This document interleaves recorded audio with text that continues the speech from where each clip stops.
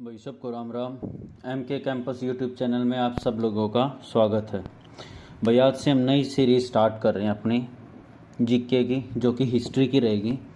इसमें हम करेंगे क्लास 9 से लेके और क्लास 10th तक की हिस्ट्री कंप्लीट। तो आज हम क्लास 6 का फर्स्ट चैप्टर स्टार्ट कर रहे हैं। हम डेली कोशिश करेंगे डेली के 2 चैप्टर कंप्लीट करें, ताकि महीने के अंदर कंप्लीट हो जाए 10th तक का। ट्राई करेंगे 2 महीने में नहीं तो चलो लेट्स स्टार्ट। देखो पहला चैप्टर है इंट्रोडक्शन में व्हाट व्हेन वेयर हाउ, मतलब कब कहाँ कैसे क्या, ये सब चीज़ें हम इस चैप्टर में पढ़ेंगे। देखो एक रशीदा नाम की एक लड़की है, उसने वो न्यूज़पेपर पढ़ रही थी, तो एकदम से उसके न्यूज़पेपर में ना ये आया कि 1000 ईयर्स एगो। आपके न्यूज़पेपर में भी आया होगा कई बारी, वो दूसरी बात आप लोग देखते हैं नहीं देखते। तो उसके माइंड में ये बात स्ट्राइक की कि 1000 साल पहले क्या हुआ होगा, कैसे पता चलता है। तो उसने she wondered could anyone know what had happened so many years ago, मतलब वो बहुत ज़्यादा वंडर्ड थी कि इतने साल पहले क्या हुआ, हमें कैसे पता लग सकता है। तो यस्टरडे पिछले दिन वो है ना रेडियो सुन रही थी, वॉच टेलीविज़न एंड न्यूज़पेपर सुन रही थी वो। तो last year ask somebody who remembered but what about long ago let us know how it can be done. मतलब न्यूज़पेपर में कई बार आता है कि बहुत साल पहले या ऐसा कुछ, तो वो कैसे पता लगाते हैं, कैसे क्या करते हैं, वो सब चीज़ इसमें पढ़ेंगे। What can we know about the past, past से हम है ना क्या जान सकते हैं, बहुत सारी चीज़ें, जैसे हम क्या पहनते थे, कहाँ रहते थे, कैसे खाते थे, फार्मर थे या नहीं थे, रूलर कैसे काम करते थे, मर्चेंट जो अपने व्यापारी हैं वो कैसे काम करते थे, ये सारी चीज़ें, साइंटिस्ट कैसे काम करते थे, म्यूजिशियन कैसे काम करते थे, ये सारी चीज़ें हम लोग जान सकते हैं हमारे पास्ट से।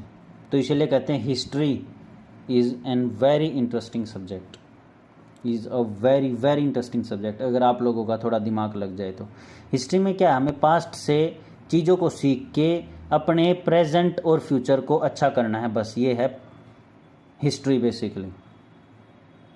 अब इसमें कहा है कि भी पीपल कहाँ रहते थे उस टाइम पे, क्या पहनते थे। पहला हम टॉपिक कर लेते पीपल रहते कहाँ थे। देखो मैप 1 में जो है ना नर्मदा रिवर दिखाई गई है। तो जो मनुष्य थे ना उस टाइम पे, वो हज़ारों साल पहले, तो वो मैक्सिमम जो ना नदी के किनारे रहते थे, यानी कि नर्मदा नदी के किनारे जो बीच में से बहती है। ठीक है। Some of the earliest people who lived in there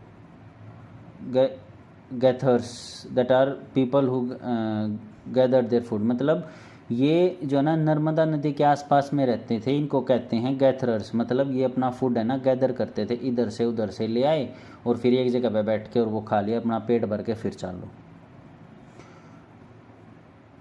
वो खाते क्या क्या थे, अपना फॉरेस्ट में खाना वगैरह, रूट्स हो गई जड़, वो भी खा देते थे, कंदमूल वगैरह, फल हो गए, या फिर कोई भी अदर फॉरेस्ट की चीज़ें, जैसे शहद हो गया, पहले शहद बहुत खाया जाता था। और वो एनिमल्स को मार के भी खाते थे। नेक्स्ट, अब देखो ये रही नर्मदा नदी, ये रही, तो इसके आसपास में रहते थे हज़ारों साल पहले। ठीक है। यहाँ पे अब Sulaimani and Kirthar hills to the north west, कहाँ है सुलेमानी और किरतार हिल्स, ये जो कि ईरान की तरफ से अपना रास्ता क्लियर करता था कि भी यहाँ से जाने के लिए सिर्फ एक यही रास्ता था। यहीं से मैक्सिमम सारी चीज़ें अटैक हुई हैं, यहाँ से कभी नहीं हुई, क्योंकि ग्रेट वॉल ऑफ चाइना थी, पहाड़ थे, तो यहाँ से तो कोई अटैक हो ही नहीं सकता था, सारे अटैक अपने यहाँ से हुए हैं। तो ये देख लेते हैं सुलेमानी एंड किरतार हिल्स, ये क्या है, सम ऑफ द एरिया। इसमें क्या है ना, जहाँ पे वुमेन और मैन पहली बार first time to grow crops, पहली बार उन्होंने यहाँ पे जो है ना क्रॉप्स वगैरह उगाई थी, खेती की थी। मतलब यहाँ पे किस चीज़ की, वीट की और बार्ले की। 8000 साल पहले, जब वो 8000 साल पहले यहाँ रहते थे, तो उन्होंने यहाँ पे गेहूँ की और बार्ले की, इनकी खेती की थी यहाँ पे। और वो क्या क्या रखते थे, वो रखते थे शिप, गोट, भेड़, बकरी, कैटल्स, चारे वाले पशु, और एक विलेज में रहते थे। ये मैं समझाऊंगा कि विलेज में ही क्यों रहते थे, आसपास में क्या मजबूरी होगी कि उनको आसपास में रहना पड़ गया। इसी चैप्टर नेक्स्ट चैप्टर में करवा देंगे वो। अब देख लेते हैं आगे गारो हिल्स। ये रही मेघालय में है गारो खासी जयंतियाँ, तो गारो हिल्स बहुत ज़्यादा इंपॉर्टेंट है। गारो हिल्स नॉर्थ ईस्ट में and Vindhyas in the central India. ये रही विंध्यास, विंध्यास की पहाड़ियाँ हैं, विंध्यास की पहाड़ियाँ। इसमें क्या है ना, इसमें है इस एरिया में जो है ना एग्रीकल्चर डेवलप्ड होती है, एक तो गारो में और एक विंध्यास में। देखो ये लिख रखा है Vindhyas, north of Vindhyas rice पहली बार ग्रोन हुए थे। अब देखो यहीं पे आएगा एग्रीकल्चर डेवलप हुई थी, और the place where rice was first grown are the north of Vindhyas. तो यानी कि नॉर्थ ऑफ विंध्यास में क्या फर्स्ट टाइम राइस ग्रो हुए थे, ये याद रख लेना। इंडस रिवर, इंडस रिवर अपना जम्मू कश्मीर से, देखो ये रहा इंडस रिवर। झेलम, चेनाब, रवि, बीस, सतलुज, ये सारी इसकी ट्रिब्यूटरीज हैं, ठीक है, इंडस रवि की। तो इंडस रवि पे क्या, इंडस रिवर पे क्या है, इंडस रिवर पे अपना इंडस वैली सिविलाइजेशन पनपी थी, सारी की सारी यहीं पे। IVC हरप्पन सिविलाइजेशन जो है ना यहीं पे पनपी थी। चलो अब ये कर लेते हैं। इसमें क्या है 4700 ईयर्स एगो पहले जो है ना बड़ी बड़ी सिटीज़ जो है ना फ्लोरिश हुई थी, मतलब यहाँ पे पनपी थी बहुत बड़ी बड़ी इसी नदी के आसपास। और 2500 साल पहले बड़े बड़े सिटीज़ डेवलप्ड हो गए थे कहाँ पे, गंगा नदी के आसपास में, जैसे वाराणसी हो गया। और tributaries and along the sea coast, sea coast के आसपास में। सी कोस्ट के आसपास में क्यों भाई, जीने के लिए पानी तो चाहिए, 70% हमारी बॉडी पानी से बनी हुई है, तो पानी तो चाहिए, इसीलिए नदी के आसपास रहते थे। Locate the Ganga and its tributary where the cold the sun. देखो ये यहाँ से गंगा आ रही है, गंगा, ये यमुना गंगा की एक ट्रिब्यूटरी है। चंबल, सोन, ये रही सोन गंगा की ट्रिब्यूटरी, ठीक है। ये अपनी काली है, ये वाली काली रिवर होगी। देखो एंशिएंट टाइम में क्या है ना, अपना एंशिएंट मतलब पहले के समय में, हजारों साल पहले, area along with the river to the south of Ganga, यानी कि गंगा के दक्षिण में नीचे की तरफ एक साम्राज्य होता था मगध, जो कि स्टेट ऑफ बिहार में है। अब ये है ना मगध बिहार के अंडर में है, मतलब बिहार में आ गए पूरा का पूरा मगध। तो ये उस टाइम पे बहुत ज़्यादा पावरफुल होता था और बहुत बड़ा साम्राज्य होता था, जिसने क्या अपनी कंट्री तो छोड़ो दूसरी कंट्री भी अपने अंडर में कर ली थी, इतना बड़ा हो गया था मगध साम्राज्य। इसकी हिस्ट्री बाद में बताऊंगा, अभी सिर्फ ओवरव्यू देख लो पास्ट में क्या क्या हुआ। अब जो है ना थ्रू आउट पीपल जो है ना आदमी जो हैं ट्रैवल करते थे कहाँ पे, एक स्थान से दूसरे सब कॉन्टिनेंट पे। क्यों, the hills and the high mountain include the Himalaya. अब वो कहाँ कहाँ से होकर गुजरते थे, बड़े बड़े पहाड़ हो गए, हिमालयाज हो गए, डेजर्ट हो गए, अपना रिवर हो गई, सीज हो गए, इनके थ्रू वहाँ इधर से उधर घूमते रहते थे। किस लिए, जीवन व्यापन के लिए। क्योंकि जो एक जगह पे रहेंगे तो वहाँ पे खाना भी ख़त्म होता रहेगा, नेचुरल रिसोर्सेज भी ख़त्म होते रहेंगे, तो इसी वजह से दूसरे जगह पे उन लोगों को जाना ही पड़ता था। या फिर एक जगह पे बाढ़ आ गई, मान लो नर्मदा नदी के पास रहते हैं, वहाँ पे बाढ़ आ गई तो वहाँ से उनको जाना ही पड़ेगा, बाढ़ में थोड़ा ना रहेंगे। अभी बाढ़ आई है तो बहुत सारे लोग इधर से उधर हो चले गए, क्या करें। और अभी भी यह हाल है, पहले तो और बुरा हाल था सोचो।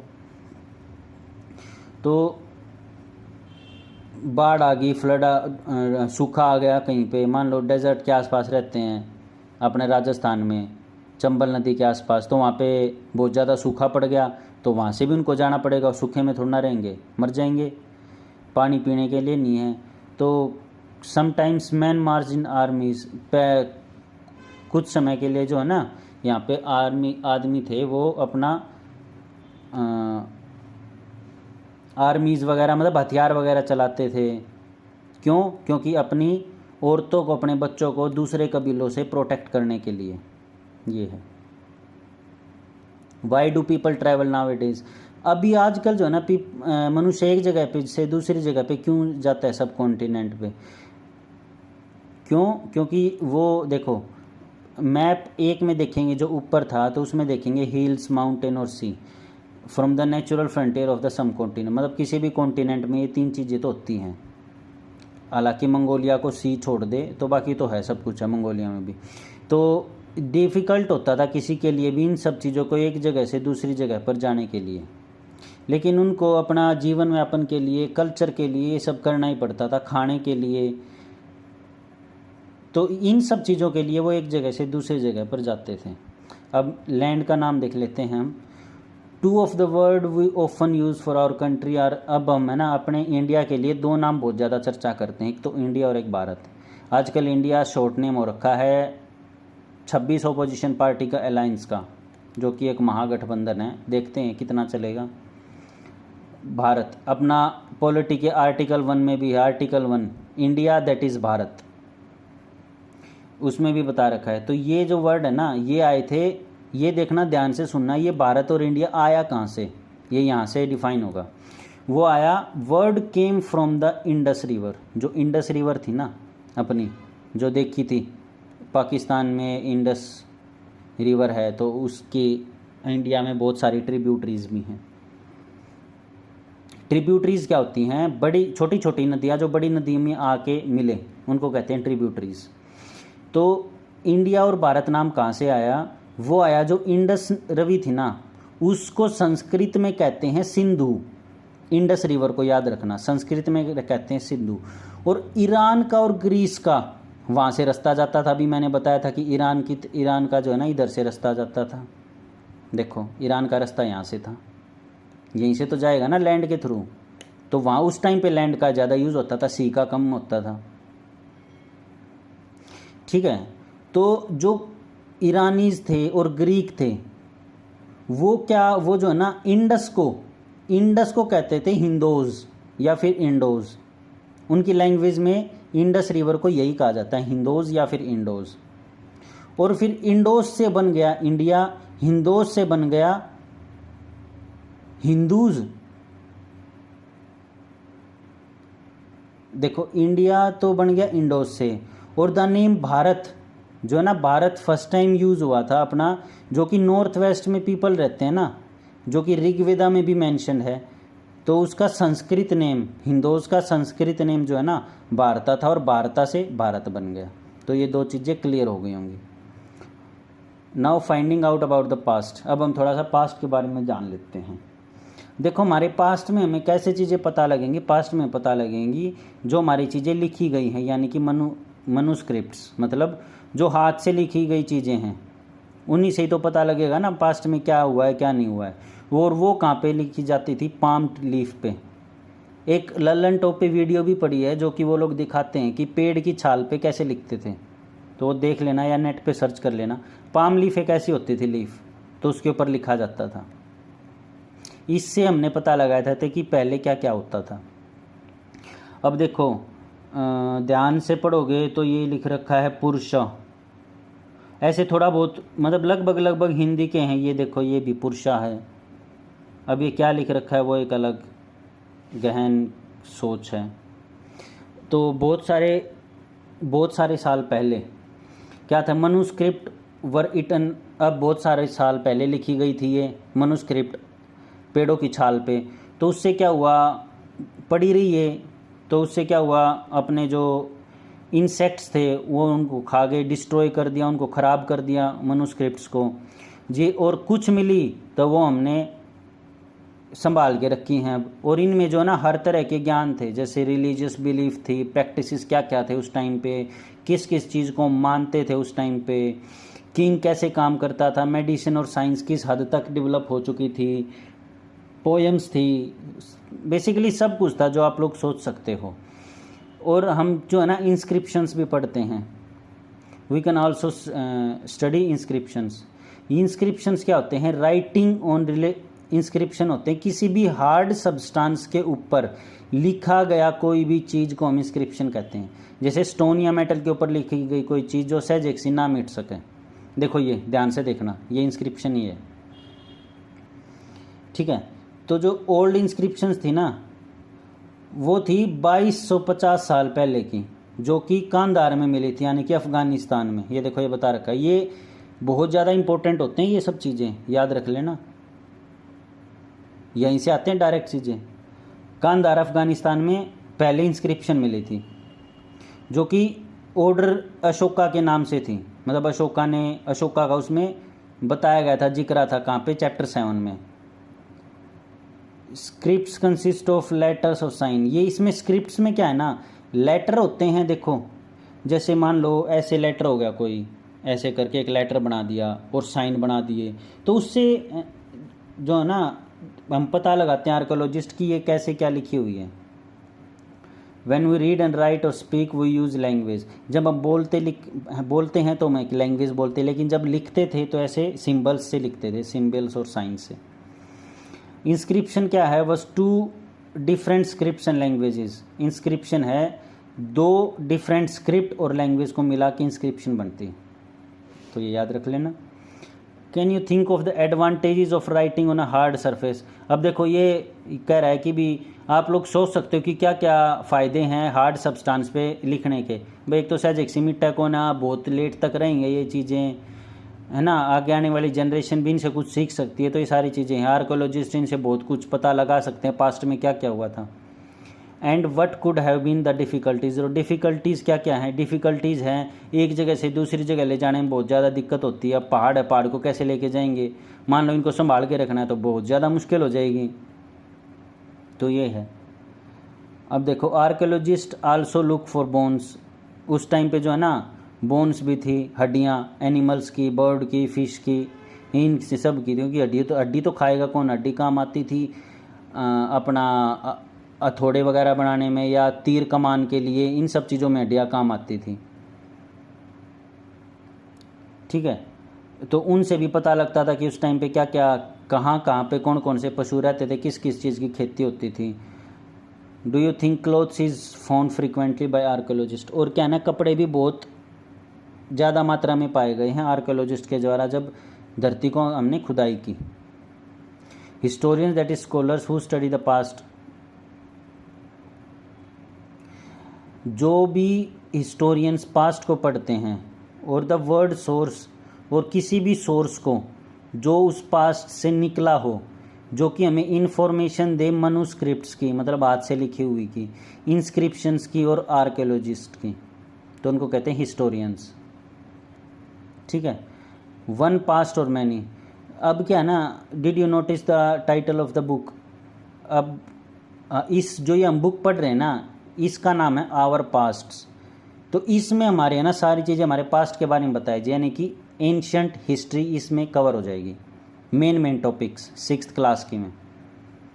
अब कोई ये मत पूछना कि बुक कौन सी है, प्लीज़ 6th क्लास की बुक है, NCERT, हिंदी इंग्लिश दोनों में ले लेना, और ये चैप्टर साथ में चलने देना, और अपनी बुक खोल लेना अपने।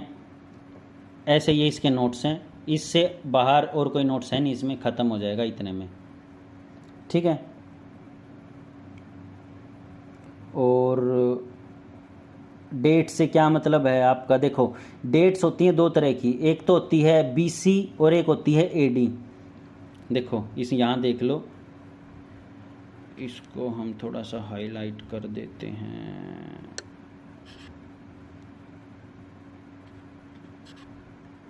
तो भाई यहाँ देख लो, एक तो होता है BC और एक होता है AD। BC होता है before the birth of Christ. AD होता है एना डोमिनी। एना डोमिनी मतलब in the life of Jesus, समझे। तो यानी कि ये सारी चीज़ें जो हम कहते हैं ना 2000 BC, तो वो BC मतलब ये होता है before the birth of Christ, यानी कि एक हमने डेडलाइन बना दी। जो अपना क्रिस्ट था, before the birth of Christ, यानी कि जो जीसस था ना उसकी बर्थ से पहले और उसकी बर्थ के बाद ये साल चले आ रहे हैं, बस ये था और कुछ नहीं है। देखो AD Anno Domini means in the year of Lord, यानी कि जब भी भगवान पैदा हुए तो उनके उसमें हम लाइफ जी रहे हैं। BC मतलब बिफोर कॉमन ईरा, मतलब before the birth of Christ. तो ये सारी चीज़ें हैं। देखो अब ये एक है ना एक्सरसाइज करनी है आप लोगों को इस चैप्टर के बिहाफ पे, यहीं पे रोक के और इसको कर लेना और बता देना आंसर। अब चलते हैं नेक्स्ट चैप्टर की ओर। नेक्स्ट चैप्टर है अपना this one.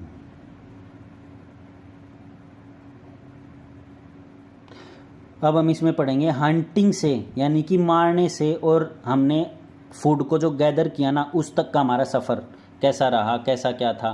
From hunting gathering to growing food, यानी कि हंटिंग से, मारने से, फूड को गैदर करने से और फूड को उगाने तक का सफ़र कैसा रहा हमारा। देखो तुषार जो है ना वो ट्रेन में जा रहा था दिल्ली से चेन्नई। अब एक बार ये देख लेना, दिल्ली से चेन्नई के लिए जब ट्रेन में जाते हैं बीच बीच में बड़े बड़े शहर कौन कौन से आते हैं, ये मैं जो पढ़ा रहा हूँ ना ये यहीं पे पोज करके एक बार ही देख लेना और अपनी बुक में लिख लेना प्लीज़, रिक्वेस्ट है। देखो जब दिल्ली से चेन्नई के लिए तुषार जा रहा था तो उसके पास में बैठा जो है ना उसका कज़न बोला, वो कज़न की शादी में जा रहा था, विंडो सीट पे बैठा था, तो उसके पास में एक अंकल थे, अंकल ने उसके कंधे पे हाथ लगाया ऐसे करके कि तुषार आपको पता है कि ट्रेन लगभग 150 साल पहले स्टार्ट हुई थी। तो मैं बोला क्या 150 साल पहले क्या होता था फिर? तो अंकल ने कहा कि 150 साल, और बसेस इससे कुछ टाइम बाद शुरू हुई, बस पहले स्टार्ट नहीं थी। तो मैं बोला मतलब लोग एक जगह से दूसरी जगह पे जाने के लिए बहुत ज़्यादा टाइम वेस्ट कर देते थे, तो मतलब वो अपनी पूरी की पूरी ज़िंदगी एक जगह से दूसरी जगह पे जाने में ही लगा देते थे। तो वो बोला हाँ ऐसा ही था कुछ। अब देखो earliest people why were they on the move, वो एक जगह से दूसरी जगह पर क्यों जाते थे, रीज़न ही क्या था जाने का, ना ही जाते तो क्या हो जाता। एक बार हम नेक्स्ट कर लेते हैं चैप्टर 2 की तरफ। ये है अपना चैप्टर 2, दिस वन। तो वो कहता है कि क्या ही हो जाता अगर एक जगह से दूसरी जगह पर नहीं जाते तो।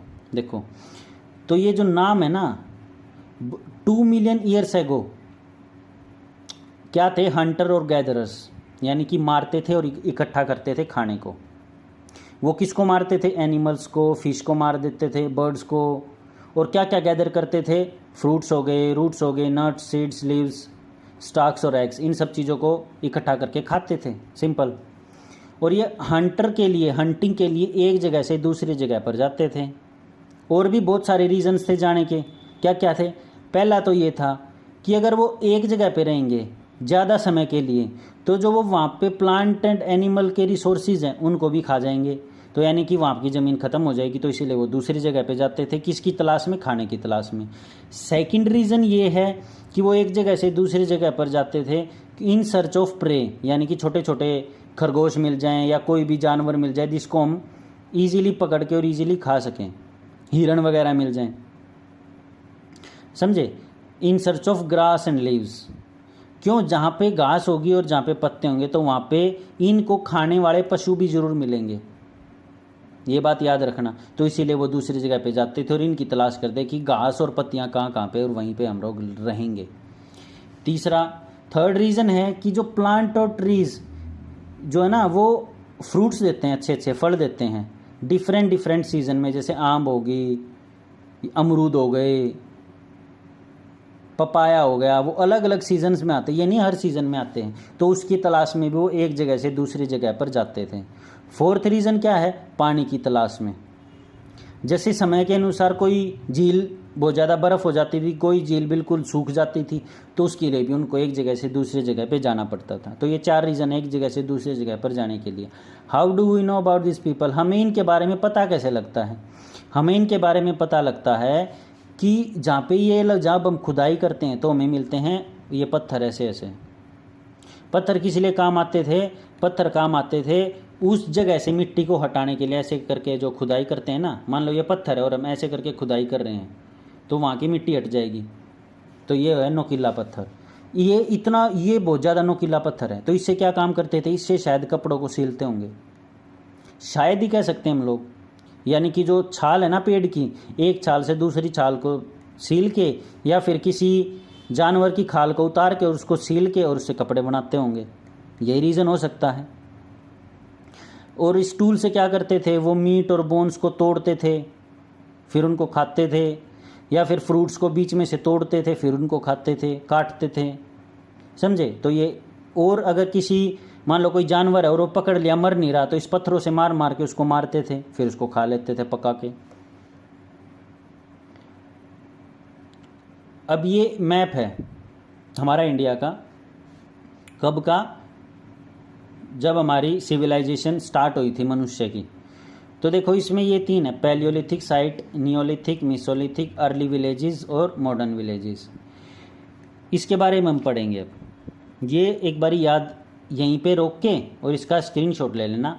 देखो बुरजाहोम, मेहरगढ़, भीमबेटका, कोल्डियावा, महागरा, चिरंद, दजोली, हैंडिंग, कलकत्ता, इनामगांव, हुंगली, हलुई, ब्रह्मगिरी, पेरियमपाली और आदिचरलपुरु।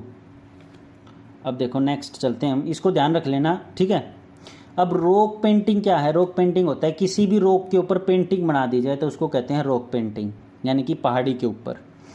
अब उस टाइम पे क्या है ना, देखो ये एक रॉक पेंटिंग बना रखी है भीमबेटका में, मध्य प्रदेश में भीमबेटका, बहुत इंपॉर्टेंट साइट है, बहुत ही ज़्यादा। तो इसमें क्या देखिए, एक आदमी है और ये एक हिरण है, ये उस हिरण को पकड़ के और मार रहा है। देखो इसने इसकी पूंछ पकड़ ली और फिर उसको पकड़ के और उसको मारेगा। तो यानी कि यहाँ से क्या डिफाइंड हो रहा है, मतलब उस टाइम पे हंटर और गैदरर्स थे। इसके साथ खेल लेते होगा नहीं ना, इसके साथ रेस लगाएगा, ओलंपिक नहीं थे उस टाइम पे, ठीक है। तो इसको पकड़ेगा और मारेगा और खाएगा और अपना पेट भरेगा। अब नेक्स्ट चल लेते हैं। देखो ये एक साइट है भीमबेटका, प्रेजेंट डे मध्य प्रदेश में है। ओल्ड साइट है जहाँ पे केव्स हैं और रॉक शेल्टर हैं, यानी कि बड़े बड़े पहाड़ हैं, केव्स हैं, गुफा हैं और बड़ी बड़ी पहाड़ियाँ हैं। पीपल जो है ना, इंसान है, यहाँ पे रहना पसंद करते थे। क्यों? क्योंकि उनको यहाँ पे अच्छा शेल्टर मिल जाता था, बारिश से बचने के लिए, हीट से बचने के लिए, विंड से बचने के लिए। अगर तीनों चीज़ से बचने के लिए एक जगह है तो वो वहीं पे ना कहेंगे कि भाई हम तो यहीं पे रह लेंगे। कहाँ पे? नर्मदा नदी के पास में। इसीलिए नर्मदा नदी के पास में ज़्यादा सिविलाइजेशन है। अब इसने कहा कि वो वहाँ पे क्यों रहते थे, कोई रीज़न होगा, तो वो रीज़न मैंने आप लोगों को बता दिया। नेक्स्ट, अब क्या है, फायर कहाँ मिली थी? फायर मिली थी कुरनूल केव्स हैं, पेज नंबर 12 में।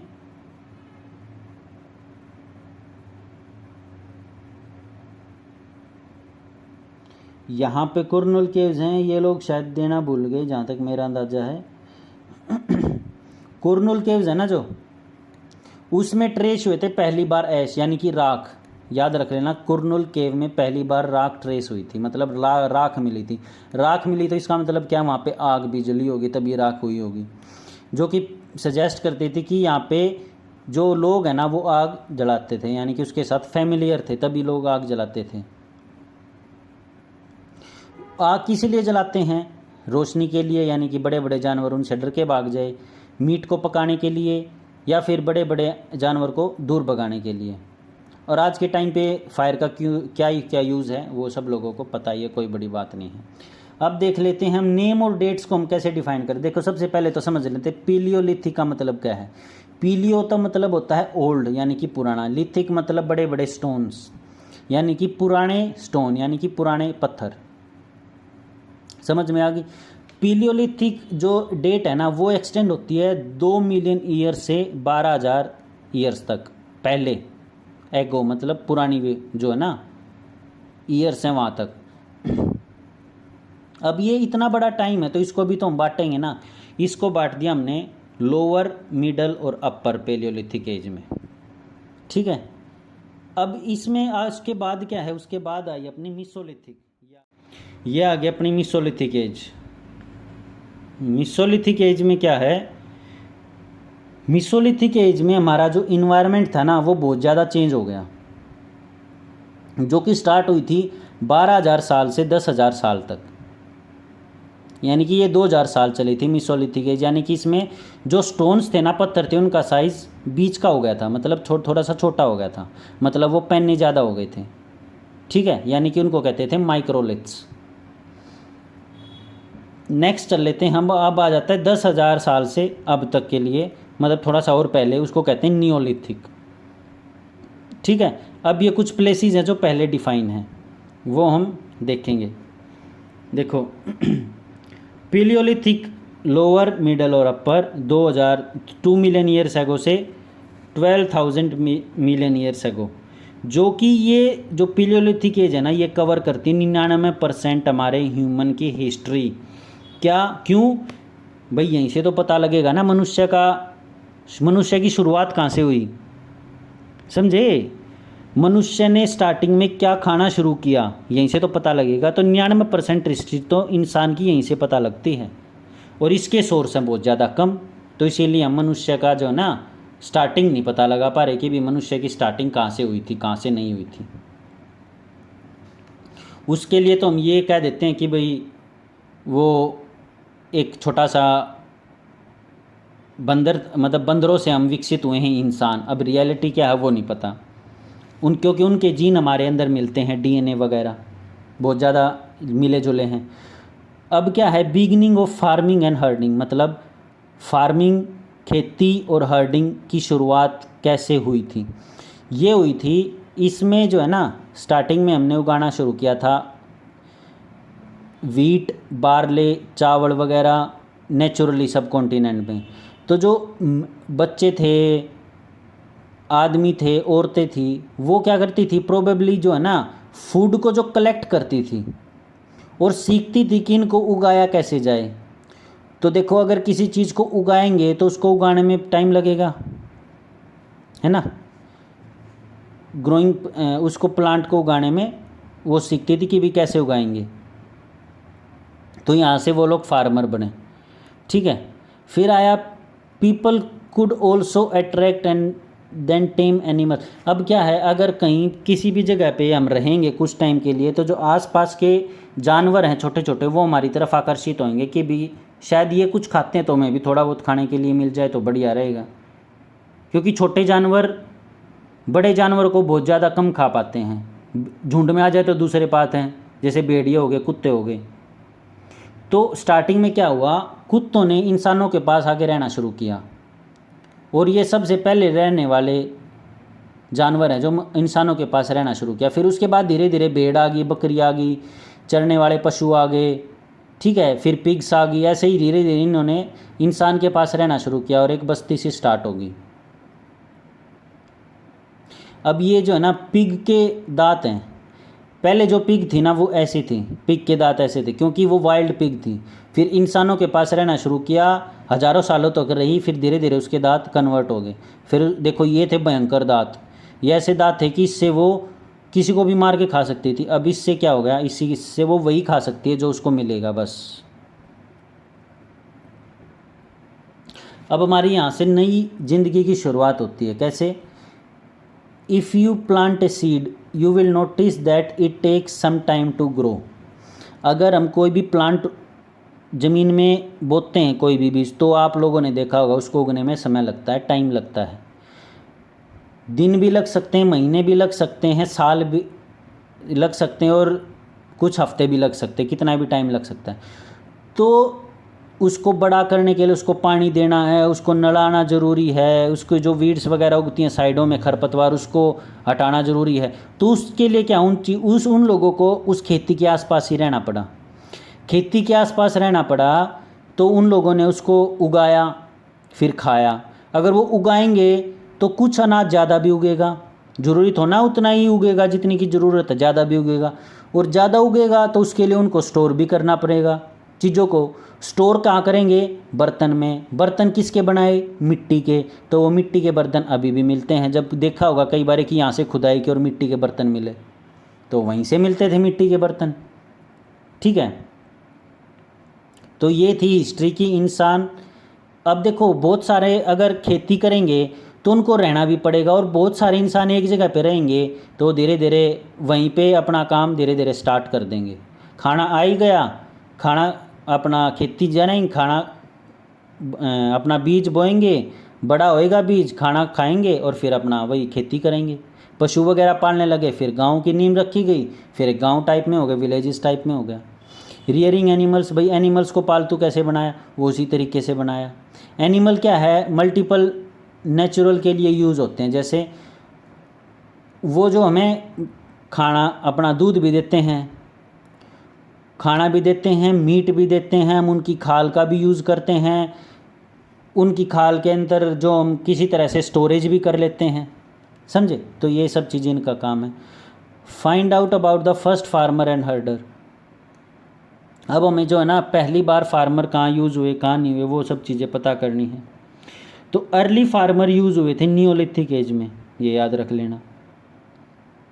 Evidence of early farmer and found all over the subcontinent some of the import. देखो सबसे पहले फार्मर के जो अंश है ना वो मिले हैं कश्मीर में, बुरजाउम में। ये रही कश्मीर, ये रही, ओहो आप लोगों को दिख नहीं रही, ये रही कश्मीर बुरजाउम। अब हम इसमें देखें तो इसमें है अपना, ये रही यहाँ पर मैप में, ये रही बुरजाउम। यहाँ पर सबसे पहले खेती की अंश मिले कि भी यहीं पे खेती सबसे पहले हुई थी। ठीक है, और ये रहा, हम आ गए थे यहाँ पर, देखो ये रहा प्रेजेंट डे कश्मीर। तो कश्मीर में क्या है, बुरजाउम, याद रख लेना, डायरेक्ट पेपर में आया हुआ है ये साइट। ठीक है, to find out these sites were settled of the farmer and herder, scientist studied evidence of plant and animals. अब क्या है, उन्होंने क्या है फार्मर और हर्डर के पास रहना शुरू कर दिया, फार्मर ने अपना जो पालतू पशु उनके पास रहना शुरू कर दिया, तो इसके भी क्या है एविडेंस मिले। एविडेंस किस चीज़ के, देखो जो पशु हैं उनकी हड्डियाँ वगैरह मिली हैं, प्लांट्स वगैरह मिले हैं, प्लांट्स के अंश मिले हैं जब हमने खोदा है, तो उससे क्या है, उससे सजेस्ट हुआ कि हाँ भाई यहीं पे खेती शुरू हुई थी और कहीं नहीं मिले इतने पुराने जब हमने कार्बन डेटिंग करवाई तो। ठीक है, next, towards a settled life. अब सेटल्ड क्या है, धीरे धीरे वो लोग सेटल्ड हो गए। अब वो सेटल्ड का मैंने बता ही दिया था, जैसे बुरजाउम में है, बुरजाउम में क्या है अपना जो ना घर भी मिले हैं, ईंटें भी मिली हैं घर की, तो क्या है वो घर बना के भी रहते थे, तो वहीं पे खेती करते थे और वहीं पे घर बना के अपना रहने लग गए थे। कुकिंग भी स्टार्ट हो गई थी घर के अंदर और बाहर, वेदर के ऊपर डिपेंड करता था कि भी बाहर बनाए या अंदर बनाए खाना। ठीक है, अब क्या है नियोलिथिक में, नियोलिथिक में जो ये टूल्स है ना, जो अपने टूल्स हैं वो पॉलिश्ड टूल्स हो गए थे, मतलब अलग अलग प्रकार के टूल्स आ गए थे, यानी कि किसी की फाइन कटिंग एज। अब देखो ये, अब देखो यहाँ से बहुत ज़्यादा पेनना है, ये क्या है, ये शायद कोई चटनी बनाने के लिए होगा, नीचे से ऐसा ही है, ये कुछ मारने के लिए होगा थोड़ा वगैरह, ये किसी चीज़ को तोड़ने के लिए होगा। तो इन चीज़ों से यही तो पता लग रहा है ना कि उस टाइम पे पत्थरों से क्या क्या किया जा सकता था। तो यही सब चीज़ें हैं। अब क्या है एवरीवेयर, अब ये यही सब चीज़ें दे रखी है।